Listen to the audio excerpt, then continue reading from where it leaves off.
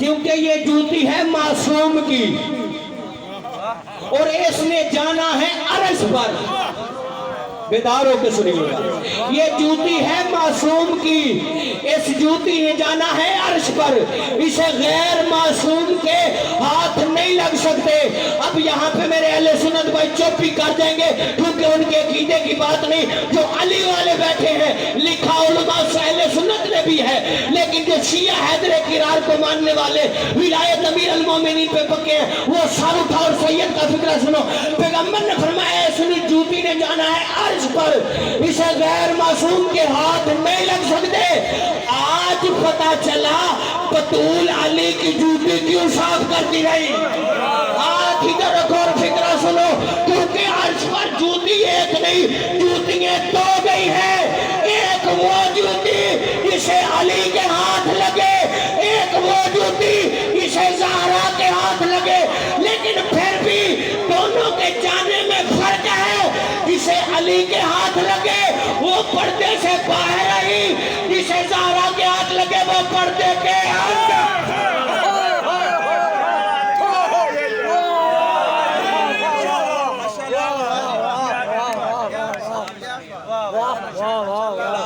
کیا بات ہے یہ ہاتھ کبھی کسی کے موت, واہ واہ کیا بات ہے. جسے علی کے ہاتھ لگے وہ پردے سے باہر. اچھا پیغمبر اوپر کیا لینے گئے تھے؟ یہ اللہ سے ملنے گئے تھے, اللہ نیچے نہیں تھا. سوال ہے نا, اللہ سے ملنے گئے تھے, اللہ نیچے نہیں تھا. اللہ نے بلایا تھا اپنی نشانیاں دکھانے کے لیے, اور علی فرماتے ہیں آیت الکبریٰ میں اللہ کی سب سے بڑی نشانی ہوں. یہ جوتی ہے مصطفیٰ کی. دوسری جوتی, بڑی جلدی کرو, دوسری جوتی خود حجت, باپ حجت, بھائی حجت. کون؟ تیرے میرے حسن مولا. درود پڑھ لیجیے. اللہم صلی علی محمد وآل محمد.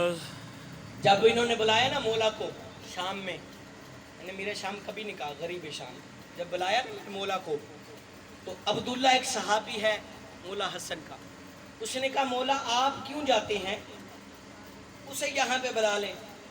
تو مولا حسن بادشاہ کی بات سننا, مولا نے فرمایا میں اس بدبخت کے قدموں سے اپنے نانے کی زمین کو نجس نہیں کرنا چاہتا. اعلان ہوا مولا شام جا رہے. دوسری جوتی مولا کی.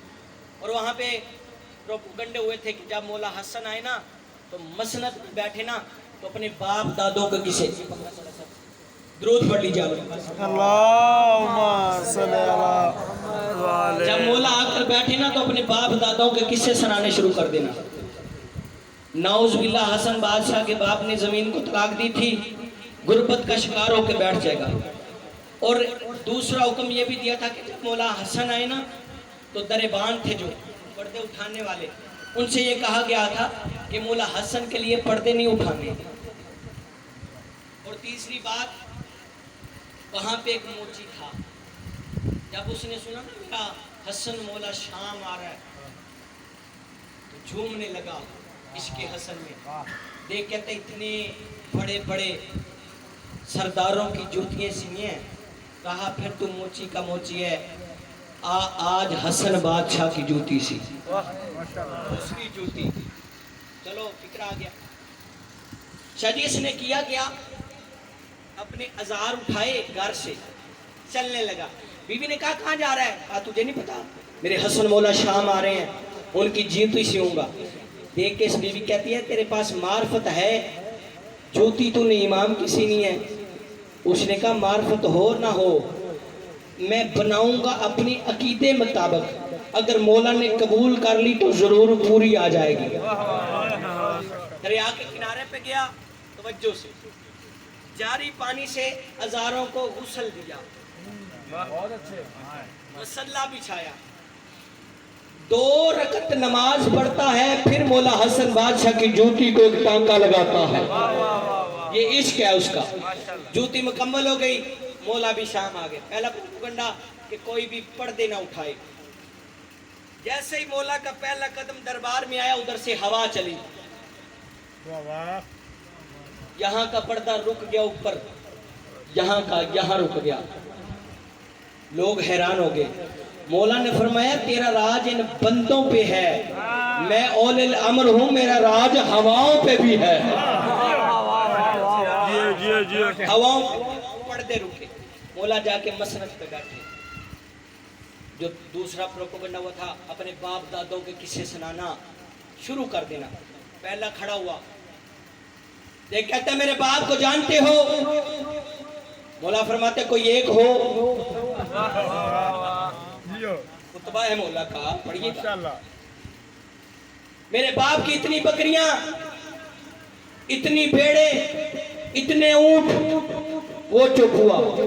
دوسرا چمچہ اٹھا، اس نے کہا میرے باپ کو جانتے ہو؟ اتنی بکریاں، اتنی بیڑیاں، اتنے کھیت، اتنے اونٹ، وہ چپ ہوا۔ تیسرا وہ چپ ہوا۔ یہ اپنے باپ دادوں کے قصے سناتے رہے۔ مولا حسن بادشاہ مسند پہ بیٹھے رہے، سنتے رہے۔ جب یہ کڑچے چمچے سنا کے اس کے اپنے باپ دادوں کے قصے بیٹھ گئے نا، تو مولا حسن بادشاہ مسند سے اٹھے، وہاں دیکھا جہاں یہ تخت پہ بیٹھا تھا۔ مولا نے فرمایا میں اپنے نانا کے قصے سنانے نہیں آیا، میرے نانا سے تو واقف ہے، میں اپنے باپ علی کے قصے سنانے نہیں آیا، میرے بابا کی تو بہادری سے واقف ہے، میں اپنے دادا کی تعارف کروانے نہیں آیا، میرے دادا سے تو وارف ہے۔ مولا فرماتے اس بڑے دربار میں اپنی ماں حوا سے لے کے اپنی ماں بتول تک بتاتا ہوں، میری فلاں ماں کا یہ کردار تھا، فلاں ماں کا یہ کردار تھا۔ مولا فرماتا تو اپنی ماں کا کردار میرے کان میں بتا۔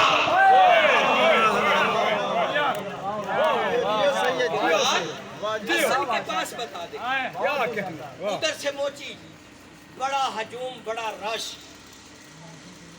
مولا نے دور سے موچی کو دیکھا، رستہ دو رستہ بنا،